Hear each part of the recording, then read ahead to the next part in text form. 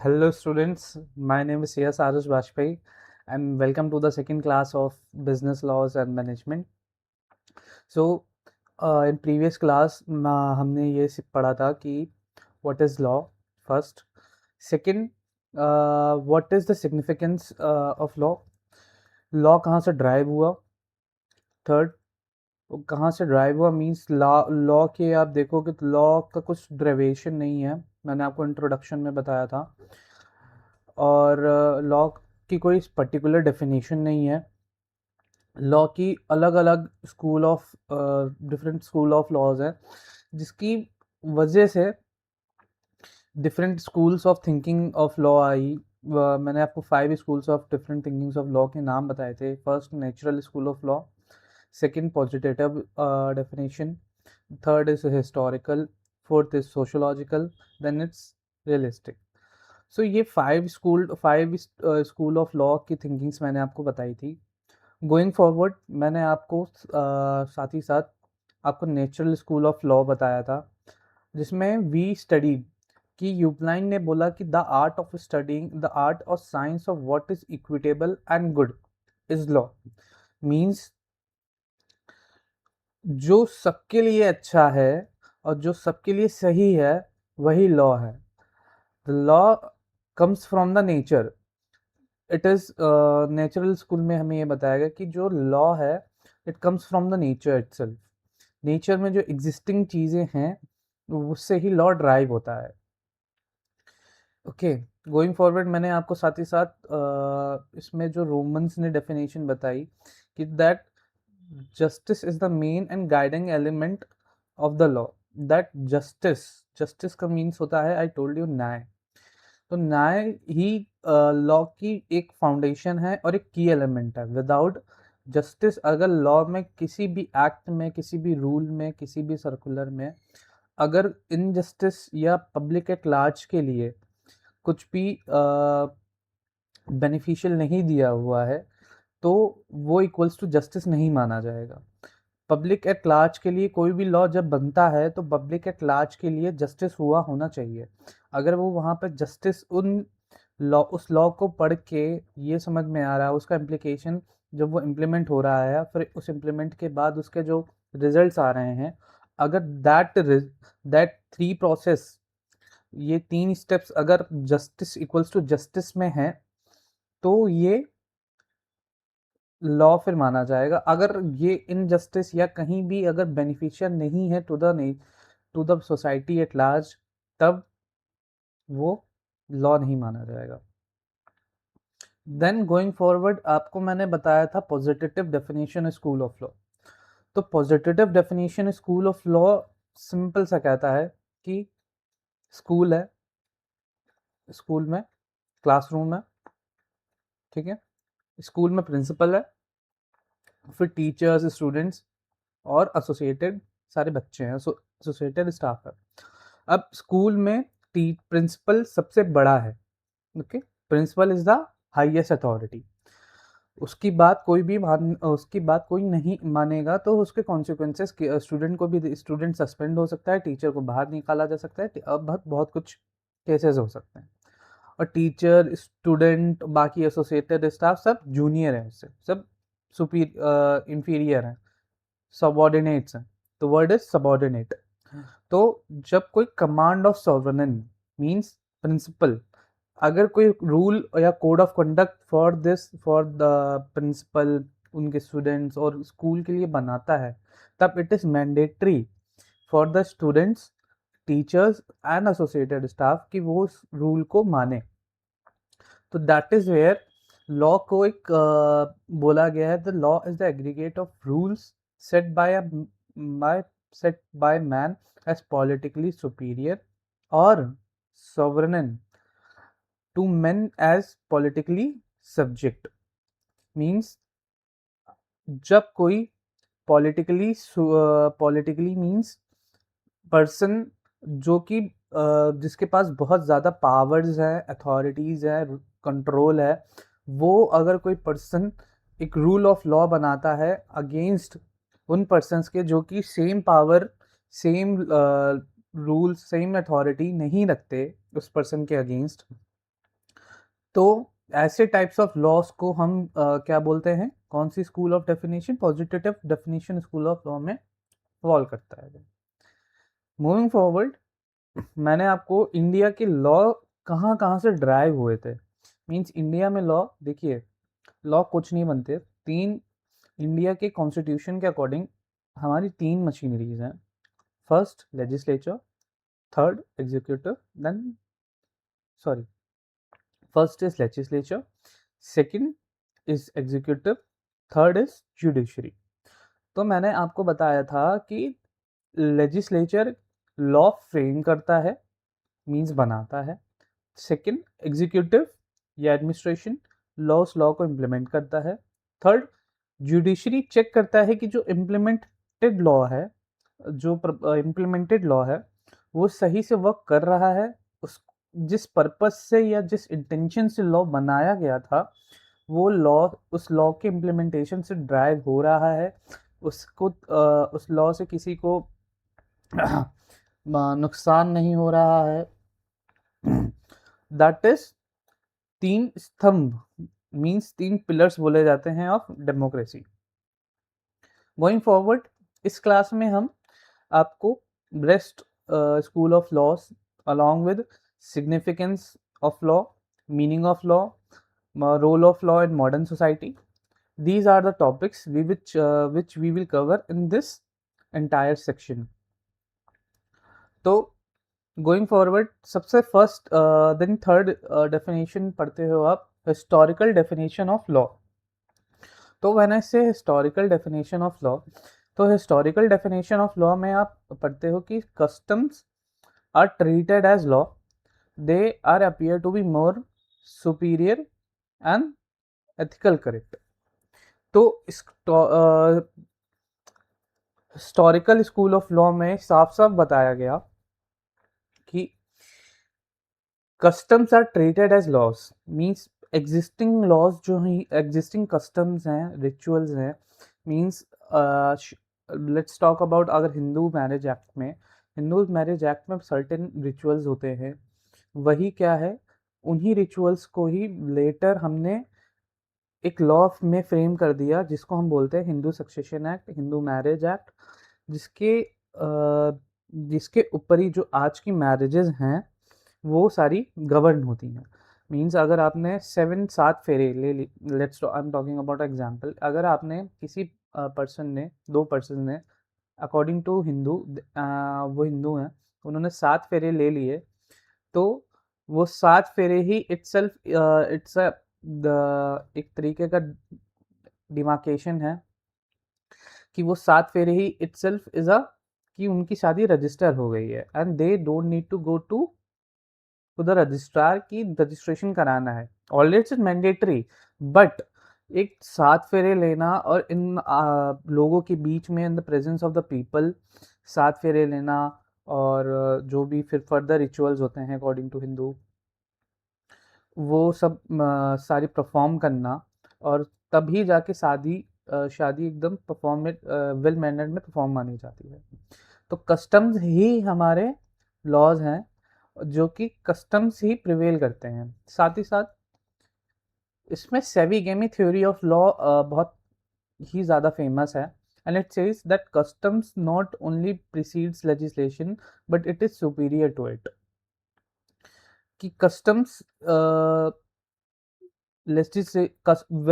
जब भी कहीं आपका लेजिस्लेशन या कस्टम्स में आपका कुछ what I say the word is कुछ कॉन्फ्लिक्ट आएगा, कॉन्फ्लिक्ट कहीं आएगा, तो हमेशा according to this definition historical school of law हमेशा कस्टम प्रिवेल करेगा, ना कि जो एग्जिस्टिंग लेजिस्लेशन है जिसमें रूल्स सेट ऑफ लॉज हैं वो प्रिवेल करेगा।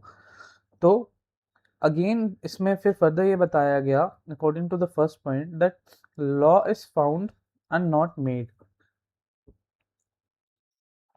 लॉ ऑलरेडी हमारे कस्टम्स रिचुअल्स, सो कस्टम्स और रिचुअल्स मीन्स ऑलरेडी जो चीज़ें बातें कहीं कहीं हैं हमारे बीच में, हमारी सोसाइटी में ऑलरेडी इस्टेब्लिश्ड हैं, जिन्हें हम अपने बिलीव्स मानते हैं, वो ऑलरेडी एग्जिस्ट हैं, बिलीव्स मतलब ये चीज़ें तो करनी है अकॉर्डिंग, मतलब बड़े बुजुर्ग जब जो कह गए, ठीक है, वही हमारे बिलीव्स हैं, तो वही हमारे कस्टम्स हैं, वही हमारे लिए लॉ है। ओके, उसके बियॉन्ड हम जा नहीं सकते, और उन्हें हम कम परफॉर्म कर नहीं सकते। तो that is where law is found and not made. कोई भी इसमें ह्यूमन लॉ कुछ नहीं है। ऑलरेडी जो कस्टम्स प्रिवेल्ड हैं, उन्हें ही हम उन्हें ही हम मानते हैं। ओके, इसमें सबसे मेन कॉमन सोर्स जो लॉ का माना गया है, it's common consciousness bracket it's Volksgeist of the people. Volksgeist of the people means, when I say Volksgeist, it's means spirit of the people. Spirit का मतलब होता है कि what spirit of the people means, कि लोगों को law कितना मानना है, कितना उनके अंदर लॉ मानने की, या कितना एक चीज़ को वो कितना फॉलो करने का एक बिलीफ है उनके अंदर, that is common consciousness. Let suppose मेरे for example, I believe that person should have a big heart, and उसको एनिमल्स के लिए कुछ करना चाहिए। That is what my that is my belief. Okay, यही बिलीफ मैं अगर लॉ बनाना चाहूँ, तो मैं लॉ बना सकता हूँ, क्योंकि कॉन्स्टिट्यूशन ऑफ इंडिया में इट इज रिटन कि to protect the wild life and to protect nature is a fundamental duty of a people of the country. ये सो ये मैंने आपको एक फंडामेंटल ड्यूटी बताई from the constitution of India. So इससे मैंने आपको इसलिए ये बताया कि कॉमन कंसाइजनेस मतलब लोगों का, मेरा कॉमन कंसाइजनेस है, मेरा सेल्फ बिलीफ अलग है, आपका सेल्फ बिलीफ अलग अलग होगा। तो वही self believe he it's common spirit of the people. ये मेरी स्पिरिट है कि मेरे लिए मुझे लगता है कि मुझे एनिमल्स के लिए और नेचर के लिए कुछ करना चाहिए। तो वही अगर मैं कल की डेट में अगर मैं पोजीशन में हूँ कि मैं लॉ फ्रेम कर सकूँ, तो मैं लॉ फ्रेम करूँगा कि आज से सारे लोगों को वाइल्ड लाइफ एंड इन्वायरमेंट की टेक केयर करनी चाहिए, ध्यान रखेंगे। तो वो मैंने एक लॉ बना दिया, उसके ऊपर मैंने एक प्रॉपर लॉ बनाया कि अगर कोई पर्सन नहीं करेगा, तो उसके ऊपर कौन क्या पेनल्टी, क्या फाइन लगेगी, जो पर्सन अच्छा कर रहा है उसको क्या रिकग्निशन मिलेगा, क्या एक्स्ट्रा सोसाइटी में उसकी हेल्प होगी। तो ये सब common spirit of the people है। तो गोइंग फॉरवर्ड आपके पेपर में पूछा जा सकता है that what is the source of historical source what is the source of historical definition of law? Option 1, common conciseness, yes, bracket vulgarist. Third, grund norms. Okay. Fourth, or none of the above. तो आप क्या choose करोगे? Common consciousness slash bracket Volksgeist. Okay, तो moving forward मैं आपको एक चीज़ बताता हूँ। तो व्हेन आई स्टडी, तो अब इसमें क्या होता है कि मैं आपको पढ़ाता कैसे हूँ, तो let me just tell you. मैं पढ़ाने का मेरा तरीका थोड़ा सा डिफरेंट है। मेरा पढ़ाने का तरीका, आपको रट्टा नहीं करवाना है।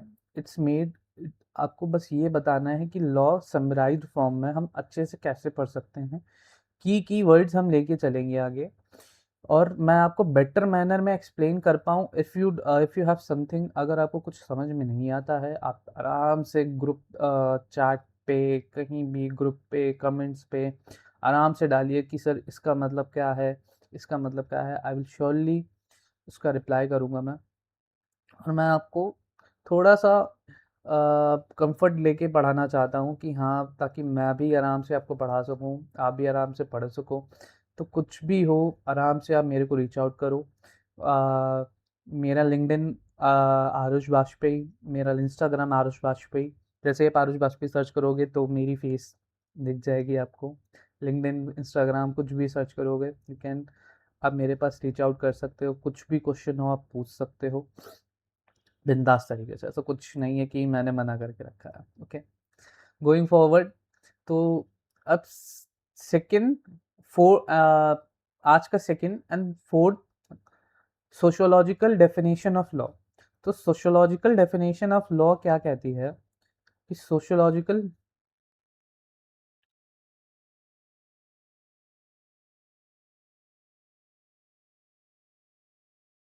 ये ओके, हाँ, सॉरी। तो sociological school of definition of law क्या कहती है? Sociological school of definition of law के अकॉर्डिंग लॉ हमेशा सोशल पर्पस, मतलब एक मतलब सोसाइटी एट लार्ज के बेनिफिट के लिए ही बनता है। अगर वो सोसाइटी एट लार्ज के बेनिफिट के लिए नहीं बना, तो और उसने जो सोशल जिस पर्पस के लिए वो बना है लॉ आपका, वो अगर उसने बेनिफिट एक्सप्लेन, अगर उसने वो बेनिफिशियरी नहीं दिया, अगर मतलब बेनिफिशियरी आई वुड से जिस पर्सन के लिए या जिस सोसाइटी के लिए वो लॉ बना है, वही अगर उस लॉ से उसको बेनिफिट नहीं मिला, उसको एडवांटेज नहीं मिला, तो आपका वो लॉ लॉ नहीं है, इट्स इनएक्टिव लॉ। तो आपके थ्री एलिमेंट्स हैं सोशियोलॉजिकल स्कूल ऑफ लॉ में। First, that it control social life. Third, it is made for social purpose. First, it is corrosive in nature. So what I say, that it controls the social life of the people. First, what अगर अगर मैं ये कहता हूँ कि what is social life of the people, तो social life of the peoples का meaning होता है कि it defines social life, क्योंकि सोसाइटी एट लार्ज के लिए हमेशा एक लॉ बनता है। अगर सोसाइटी एट लार्ज के लिए लॉ नहीं, अगर आपका है, तो it is not a good law. Okay, society at large के लिए जब हमेशा लॉ बनता है, तो सोसाइटी तभी एक लॉ अच्छा माना जाता है।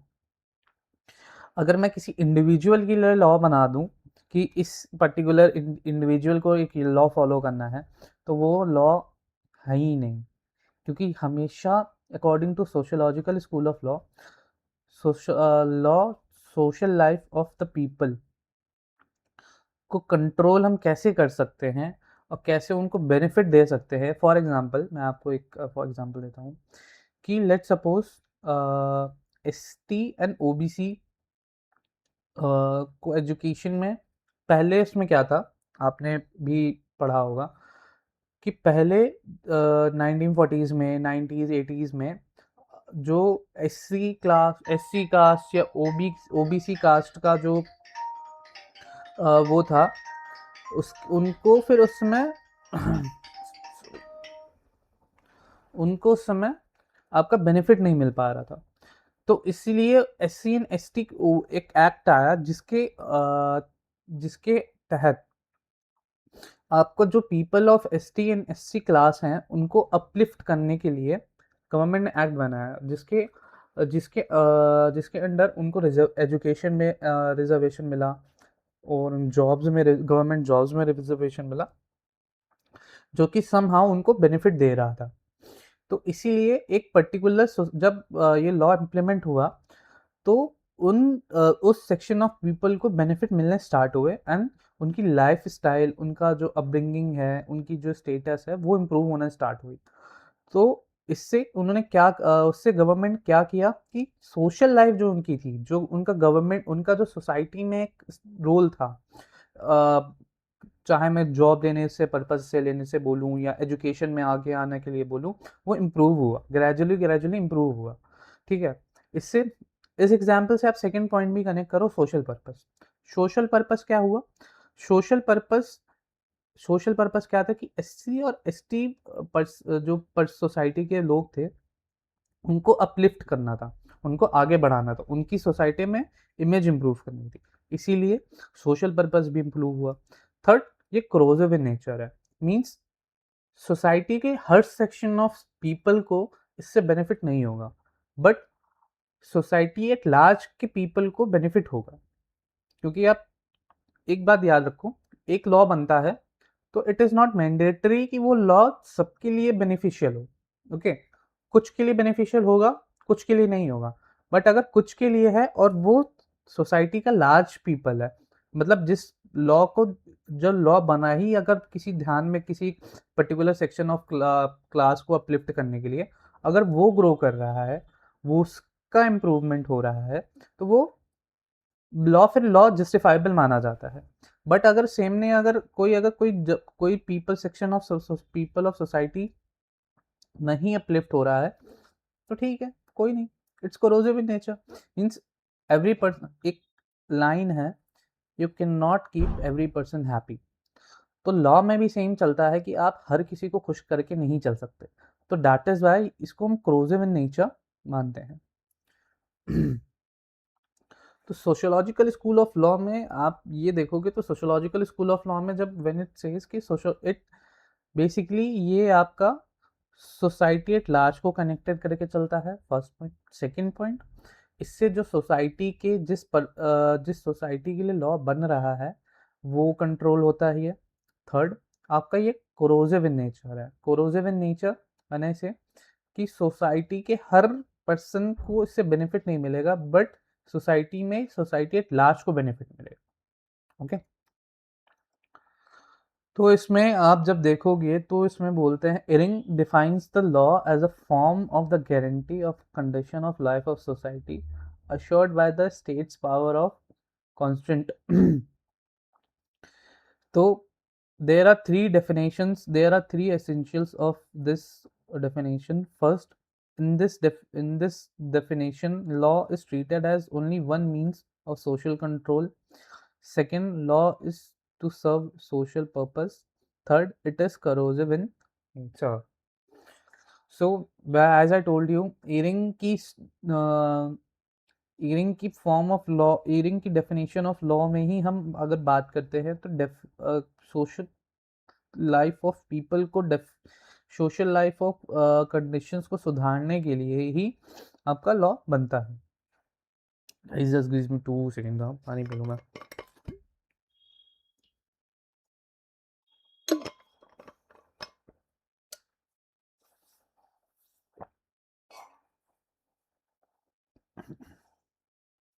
Okay, then comes realistic school of law. When I say realistic school of law, तो रियलिस्टिक स्कूल ऑफ लॉ आप जब देखोगे तो realistic school of law defines law in terms of judicial process.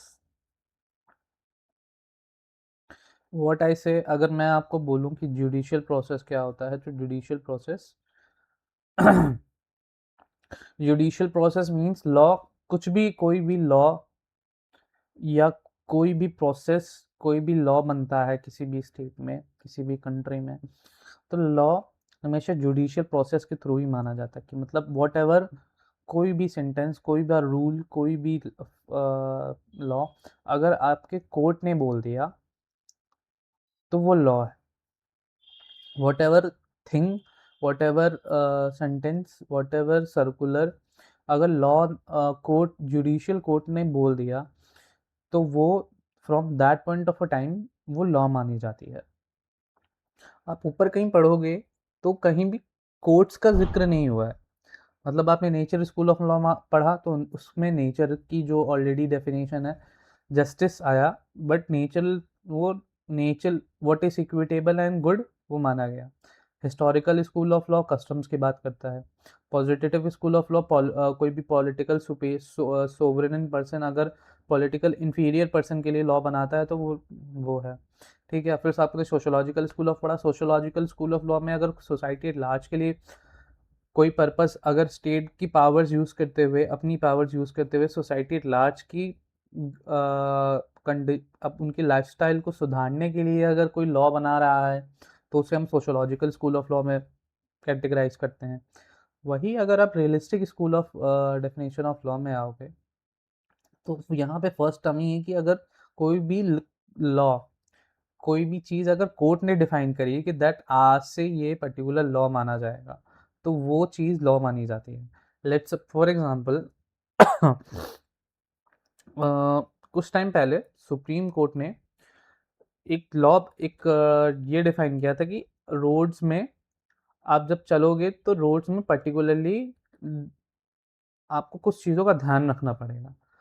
ठीक है, अगर कोई पर्सन का एक्सीडेंट हो गया है, तो अगर उस बंदे का एक्सीडेंट हुआ और कोई वो पर्सन अगर उसकी कोई जाता हुआ पैसेंजर उसकी हेल्प कर देता है, जैसे हम लोग उसको गुड स्मृतन्स बोलते हैं, तो उस पर्सन को, अगर वो उस पर्सन को, घायल एक्सीडेंटल पर्सन को हॉस्पिटल ले जाता है, तो वहाँ पे उस पर्सन को सबसे पहले पुलिस नहीं बुलाई जाएगी, फर्स्ट। सेकंड, उसका नाम नहीं पूछा जाएगा, थर्ड। और उसके साथ अच्छे से उसको कोई भी पुलिस अगर आएगी तो उसको फोर्स नहीं करेगी। कुछ ऐसे ही पॉइंट्स थे, पर्टिकुलरली सुप्रीम कोर्ट ने इसको ले डाउन करे in one of the supreme court के केसेस में, जिसकी वजह से ये आज की डेट में लॉ है कि अगर कोई पर्सन दूसरे पर्सन एक्सीडेंटल पर्सन को हॉस्पिटल पहुंचाता है, तो फर्स्ट उसकी रिस्पॉन्सिबिलिटी नहीं है कि वो पुलिस को बुलाए। यहाँ पे हॉस्पिटल की रिस्पॉन्सिबिलिटी है कि वो पुलिस को बुलाए। उसके बाद जो पर्सन आया है उसके नाम नाम पता कुछ भी परेशान नहीं करेगी पुलिस। अगर वो जाना चाहता है उस पर्सन को हॉस्पिटल छोड़ने के पास, तो वो जा सकता है पर्सन, उसकी फर्दर रिस्पॉन्सिबिलिटी नहीं है। ऐसे टाइप के कुछ उन्होंने लॉज बनाए जिसकी वजह से ये कोई भी एक्सीडेंटल केस होता है तो कोई भी अगर थर्ड पर्सन उसकी मदद करेगा, तो ये जो सेट ऑफ रूल्स बनाए सुप्रीम कोर्ट में वो वहाँ फॉलो होते हैं। ओके, तो टू समराइज, फिर उसके बाद अकॉर्डिंग टू होम, law is the statement of the circumstances in which public force will be brought to bear upon through courts. Law means when I say, जब कोर्ट ने कोई बात बोल दी for the benefit of the people, for the benefit of the public, okay, तो that is law. अगर court ने कोई बेनिफिट, व्हेन आई से कोर्ट ने अगर कोई बात बोल दी for the benefit of the people, तो वो लॉ मानी जाती है। सो अब अगर ये फ्रॉम अगर above definitions given by the Holmes and Cardozo, तो it follows that law is nothing but a mechanism of regulating human conduct in society so that the harmonious cooperation of its member increases, and thereby avoid the ruin by coordinating the divert conflict interest of individual and of society, which could in turn enhance the potentialities and the viability of the society as a whole. When I read it, so इस मतलब का क्या है, when I read this paragraph, तो इससे मतलब यही होता है कि लॉ को हमेशा एक ऐसा मैकेनिज्म है जिससे सोसाइटी एट लार्ज का, ह्यूमन सोसाइटी एट लार्ज का बेनिफिट किया जाता है, रादर देन एक इंडिविजुअल के बेनिफिट के लिए काम किया जाता है। ओके, कोई भी कोर्ट अगर कोई भी कोर्ट वर्ल्ड में अगर कोई भी लॉ निकालती है, तो वो हमेशा सोसाइटी एट लार्ज के लिए निकालती है, ना कि एक इंडिविजुअल के निकालती है। इंडिविजुअल्स के अगेंस्ट पेनल्टीज और पनिशमेंट्स निकलती हैं, बट कोई भी लॉ अगर निकलता है तो सोसाइटी एट लार्ज और सोसाइटी एट पीपल के लिए निकलता है, नॉट कि इंडिविजुअल बेनिफिट्स के लिए निकलता है। बट अगर उस लार्जर बेनिफिट के लिए अगर किसी इंडिविजुअल का नुकसान हो रहा है, तब भी वो लॉ जस्टिफाइबल माना जाता है। As I told you, court ने अगर पब्लिक की कंडीशंस और सोसाइटी की बेनिफिट के लिए कोई लॉ निकाला है, तो वो लॉ माना जाता है। Okay, so if you note, तो kindly note this down, that society, that law viewed through court cases means law को हम कोर्ट केसेस की नज़रों से ही देखते हैं, और लॉ का हम सिग्निफिकेंस कोर्ट के थ्रू, जो कोर्ट्स ने बोला उसी को हम लॉ मानते हैं। Third, that law has court behaviour. Law has a court behaviour means law में whatever the court, whatever the judges said, वो उसमें लॉ में दिखता है। लॉ में हमेशा ये दिखता है कि जो भी पब्लिक लॉ जस्टिस की या जजेस की जो भी थिंकिंग है, वो थ्रू कोर्ट्स लॉ में दिखती है कि उस लॉ में इंटेंशन क्या है, पर्पसेस क्या है, लॉ क्या बना, लॉ अगर कोई पर्टिकुलर बात बोल रहा है तो लॉ किस लिए बना। तो उसमें उसका कोर्ट का बिहेवियर दिखता है कि कोर्ट उस बात से, उस पर्टिकुलर लॉ से बोलना क्या चाहता है, किस पर्पस के लिए बना। Then third, emphasis on actual practice. When I say emphasis on actual practice means जो करंट सिचुएशन में लॉ की जो डिमांड है, किस लिए लॉ चाहिए पर्पजली, किस लिए लॉ चाहिए, वो बेसिकली डील करता है आपका। ओके, तो यहाँ पे हमारा सारे school of definitions of law cover होते हैं। ओके, तो मैं आपको इसमें से कुछ की पॉइंट्स मार्क करा देता हूँ, and please note these are the some points which is, please mark it in your book. आप जब रिवाइज करो तो इन पॉइंट्स को याद ज़रूर रखना।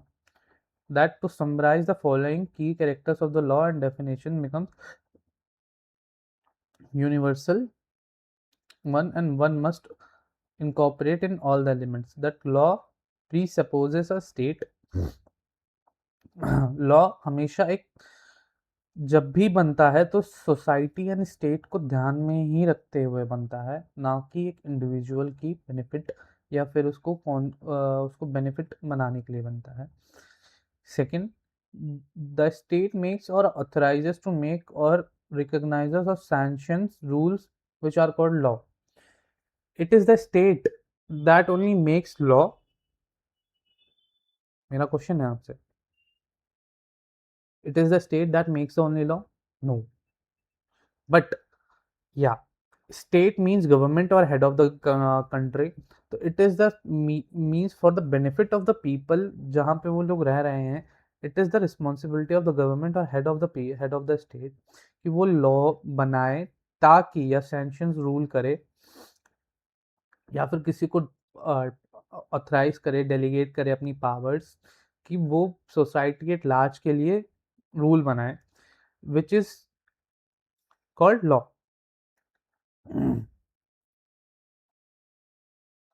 For the rules to be effective the sanctions are behind them.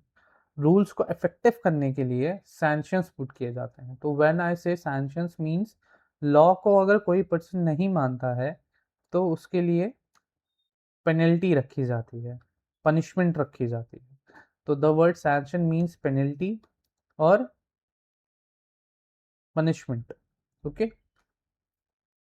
and these rules called law are to be made to serve common purposes.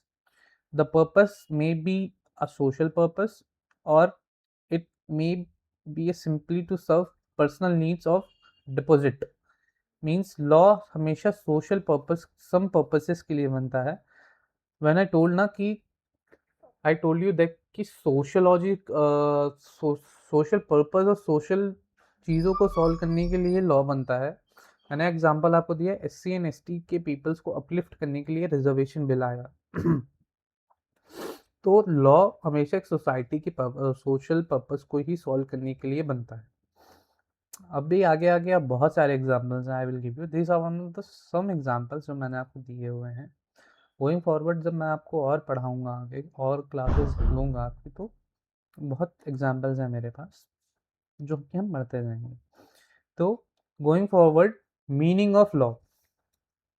तो when I से कि मीनिंग ऑफ लॉ क्या होती है,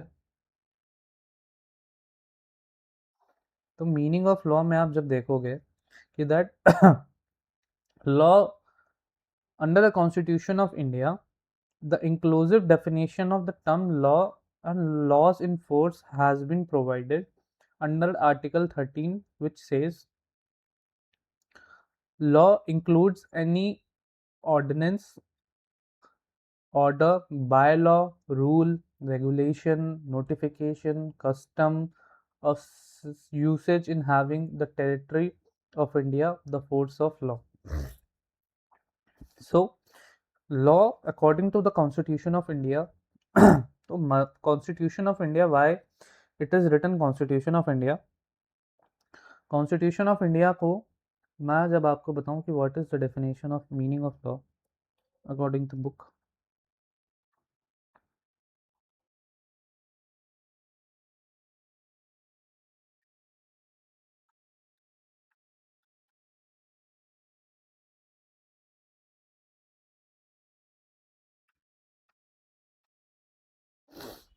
first कि law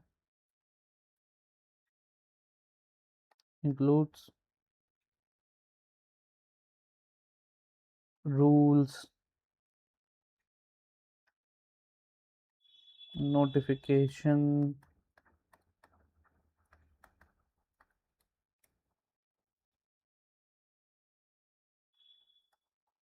regulation, ordinance, and etc. So this is all totally bookish है। मैं आपको अगर सिंपल डेफिनेशन में बताऊं तो लॉ इज नथिंग। लॉ को कॉन्स्टिट्यूशन ऑफ इंडिया में इसलिए डिफाइन किया हुआ है क्योंकि क्योंकि constitution is the mother of all laws according to any word. कोई भी लॉ हमेशा कॉन्स्टिट्यूशन से ड्राइव होता है क्योंकि लेजिस्लेचर, एडमिनिस्ट्रेटर, एग्जीक्यूटिव या जुडिशरी, सारी पावर्स जो भी ड्राइव होती हैं वो सब कॉन्स्टिट्यूशन से ही ड्राइव होती हैं। और कॉन्स्टिट्यूशन से जब कोई पावर्स ड्राइव होती हैं ना तो उनसे वो पावर्स बनाई जाती हैं। दैट इज़ वाई कोई भी लॉ अगर आप पढ़ोगे तो लॉ यहाँ पे लॉ इंक्लूड्स एनी ऑर्डिनेंस हो या कोई रूल हो, बाय लॉ हो। बाय लॉ मीन्स ऐसे कोई रूल हो, कुछ भी कोड ऑफ कंडक्ट हो, कस्टम हो, वो सब लॉ है। Okay, laws in force include laws passed or made by legislature or other competent authority in the territory of India before the commencement of constitution and not previously repealed। तो क्या बताया मैंने आपको इससे? Law means, law in force means जो भी उस particular time पे कॉन्स्टिट्यूशन ऑफ इंडिया के कॉन्स्टिट्यूशन जब ऑफ इंडिया था, जो भी रिलेवेंस है वो अगर कोई पर्टिकुलर लॉ प्रिवेल कर रहा है, ओके, तो दैट इज ओनली लॉ। ये तो बट कॉन्स्टिट्यूशन ऑफ इंडिया में डेफिनेशन दी गई है, ये तो हार्ड है आपके पढ़ने के लिए। क्या ये आपके एमसीक्यूज में आएगा? मोस्ट लाइकली नहीं आएगा। तो just I meaning I am explaining you कि आपको बस इतना ध्यान रखना है कि law includes everything, everything. Law, कोई कोर्ट ने कुछ बोला वो भी लॉ है, कस्टम्स हैं वो भी लॉ है, किसी पॉलिटिकल मतलब हेड ऑफ द स्टेट ने कुछ लॉ बनाया for the benefit of the people, वो भी लॉ है। बेनिफिट ऑफ द सोसाइटी के लिए कोई पर्टिकुलर रूल निकाला गया, कुछ बोला, वो भी लॉ है। या फिर कुछ अगर पहले से चीज़ें चली आ रही हैं वो अनरिकॉग्नाइज थी लॉ की आइज़ में, बट लॉ ने उसको अब रिकॉग्नाइज किया और उसको लॉ बना दिया ऑफ लैंड, वो भी लॉ है। तो लॉ इंक्लूड्स एनीथिंग जिससे इन शॉर्ट सोसाइटी के पीपल्स का बेनिफिट हो और एक ऑर्डर, एक ह्यूमन कंडक्ट रेगुलेट हो सके, that is only law. Going forward, significance of law, what is significance of law? तो व्हेन आई से significance of law, significance of law में आपके दो तीन चीज़ें आपको ध्यान रखनी पड़ेंगी कि लॉ बनता क्यों है और लॉ की इंपॉर्टेंस क्यों है। तो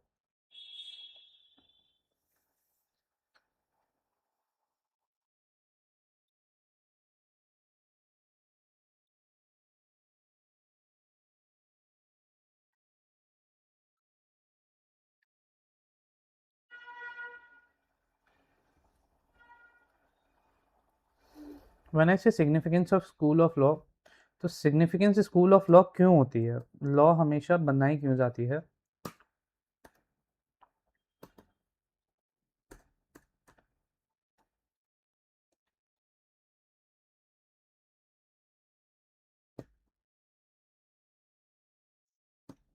सो एक मिनट देना।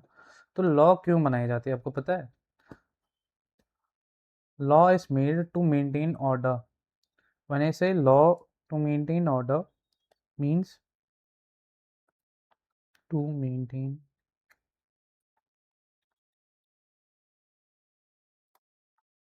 Order, to maintain order means कि सोसाइटी में अगर लॉ नहीं होगा तो सोसाइटी में जो पीपल्स का बिहेवियर है वो वायलेंट हो जाएगा। लोग कुछ भी अपनी मर्जी से कुछ भी कहीं भी कुछ भी करना स्टार्ट कर देंगे। ओके, तो लॉ इज मेड कि सोसाइटी में पीस हो, सोसाइटी ढंग से चले और ताकि वो वेल बिहेव्ड रहे, फर्स्ट। देन थर्ड, लॉ पे क्यों बनाया जाता है? ऑर्डर मेंटेन करने के लिए, okay. Then to maintain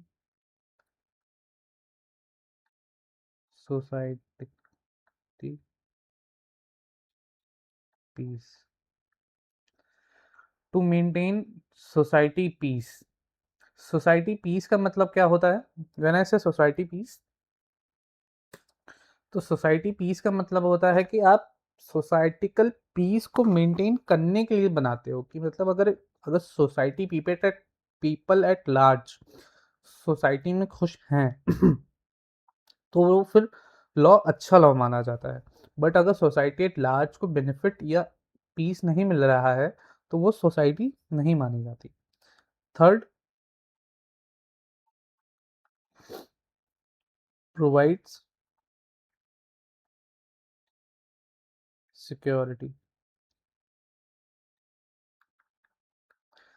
provide security, when से प्रोवाइड सिक्योरिटी का मतलब यही होता है कि आप लॉ, जब कोई भी लॉ इम्प्लीमेंट होता है तो सोसाइटी में जो अभी तक की जिन क्लास ऑफ पीपल्स को बेनिफिट नहीं मिल पा रहा था और जो अनसेफ थे, ओके, उस लॉ के पर्टिकुलर लॉ के आने के बाद उन सोसाइटी के पीपल्स को एक सेंस ऑफ सिक्योरिटी मिलती है कि अगर किसी ने हमारे साथ गलत करा, ओके, तो एक हमारे पास एक पर्टिकुलर राइट है जिसको हम यूज करते हुए उस पर्सन के अगेंस्ट जिसने हमारे साथ गलत करा, उस कंप्लेंट पुलिस कंप्लेंट कर सकते हैं, कोर्ट कंप्लेंट केस कर सकते हैं, जिसके बाद उस पर्सन को पनिशमेंट मिलेगी, सैंक्शन लगेंगे, जिसकी वजह से हमें थोड़ा रिलीफ मिले।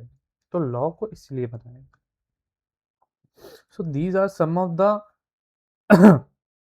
सिग्निफिकेंस ऑफ लॉ, कि लॉ बनाया क्यों गया सोसाइटी एट लार्ज के लिए, फर्स्ट बनाया गया, फर्स्ट। दूसरा, पीस बनाने के लिए बनाया गया कि अगर सोसाइटी है तो सोसाइटी में ऑर्डर्स, अगर सब कुछ कंट्रोल्ड चल रहा है तो पीस होगी, सब अपना काम आराम से शांति से करेंगे। थर्ड, सिक्योरिटी प्रोवाइड करने के लिए बनाया गया कि अगर किसी पर्सन ने दूसरे लोगों के साथ गलत किया है तो उस जिसने गलत किया है उसको पनिशमेंट देने के लिए एक लॉ बनाया गया।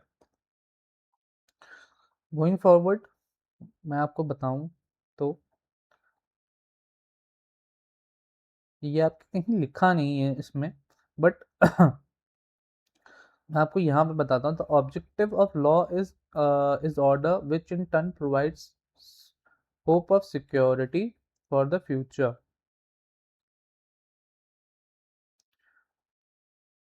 पर्पस ही आपका ऑब्जेक्टिव ही है कि आप सोसाइटी को आप एक होप दे सकें कि what ever is happening in future, what ever happen now, it's okay, ठीक है, बट आगे से जो सही होगा वो एज पर लॉ होगा, ओके, किसी के साथ भी कुछ भी गलत नहीं होगा। Law is expected to provide socio-economic justice and remove the existing imbalance in the socio-economic structure, and to play special role in the task of achieving various socio-economic goals enshrined in our constitution.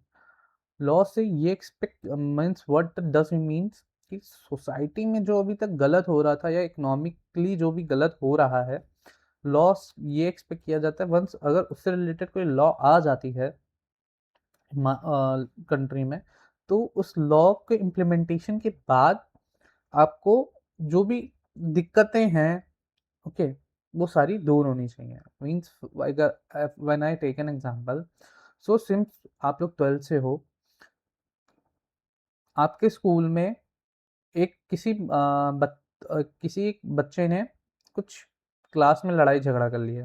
वैसे मैं आपको एक बात बताऊं तो मेरे school में भी हम लोगों ने लड़ाई झगड़ा करा हुआ था, okay. When I was in 12th, तो मेरे कुछ फ्रेंड्स ने क्लास 11th के बच्चों को मारा था जाके, ट्रस्ट मी, मारा था जाके, मैं भी उसका पार्ट था। बट सिंस मैं स्कूल का हेड बॉय था तो मेरी हेड बॉय वाली फ्रेंड मेरी हेड बॉय की जो पोजीशन थी वो जाते जाते बची थी, क्योंकि मैं आगे फ्रंट नहीं आ सकता था, तो मैंने बट अपने पीछे को दोस्तों से कि दोस्ती की है तो निभानी तो है, तो उनकी हेल्प करी थी। बट उसके बाद फिर रूल्स निकले मेरे स्कूल में, ये एग्जांपल आप कनेक्ट कर पाओगे कि कोई भी अगर कि क्लास जैसे ही शुरू होगी आफ्टर द बेल, तो टीचर को विद इन 5 मिनट्स बेल के 5 मिनट्स के अंदर पहुंचना होगा। और अब टीचर अगर नहीं पहुंचता है और उस समय अगर प्रिंसिपल का राउंड आ गया, तो उस टीचर की फिर बाद में क्लास लगेगी। ओके, तो एक गैप था कि टीचर आता ही नहीं था 10-10 मिनट तक, 15-15 मिनट तक। क्या कर रहा है? बात कर रहा है, लंच कर रहा है, कुछ भी कर रहा है। तो एक रूल निकला सारे टीचर्स के लिए कि आपको बेल होते ही 5 मिनट के अंदर आपको क्लास के अंदर एंट्री करनी है। तो यहाँ पे एक यहाँ पे इम्बैलेंस था। उस इम्बैलेंस को रिमूव करने के लिए प्रिंसिपल ने एक एक कंडक्ट निकाला कि आपको within 5 minutes of bell आपको क्लास में होना है। आप जहाँ पे भी हो, कुछ भी पढ़ा रहे हो, आपको होना है। अगर आप नहीं हो सकते तो टीच वहाँ के स्टूडेंट्स को इन्फॉर्म करो किसी भी एसोसिएटेड स्टाफ के थ्रू और फिर धीरे धीरे वो अपने, फिर आप जैसे ही आओगे फिर क्लास का टेक ओवर करो। तो एग्जिस्टिंग ओवर बैलेंस को बिगाड़ने के लिए सब करा गया। तो गोइंग फॉरवर्ड अब हम नेक्स्ट सेशन में मैं आपको नेक्स्ट सेशन में sources of Indian law, first की इंडियन लॉज कहाँ से ड्राइव हुए, principal sources of Indian law, फिर अगेन जो डिफरेंट सोर्सेज ऑफ लॉज हैं वो मैं आपको पढ़ाऊंगा कि लॉ कहाँ कहाँ से ड्राइव होते हैं। फिर कुछ रेशियो डेसिडेंटी और विक्टर डिक्टा और ये सब कुछ एक टर्म्स हैं जो मैं आपको सिखाऊंगा। तो गोइंग फॉरवर्ड हम sources of mainly sources of law की बात करेंगे कि कहाँ कहाँ से सोर्सेज ऑफ लॉ ड्राइव होते हैं। कुछ एक लॉ में डेफिनेशंस होती हैं, कुछ टर्म्स होते हैं जो कि स्पेसिफिक मीनिंग रखते हैं, वो मैं आपको बताऊंगा। टिल नाउ मैंने आपको, अगर मैं समराइज फॉर्म में क्लियर करूं, तो मैंने आपको 5 schools of thinkings of law पढ़ा दी। Natural school of law which says कि नेचर में लॉ एग्जिस्टेंस में है, and what is the good for the people, it is law. Historical definition of law, historical definition of law मैंने आपको बताई। Realistic school of definition of law मैंने बताई, जो कि जस्टिस कोर्ट्स के थ्रू जो भी स्टेटमेंट निकलता है दैट इज कॉल्ड लॉ।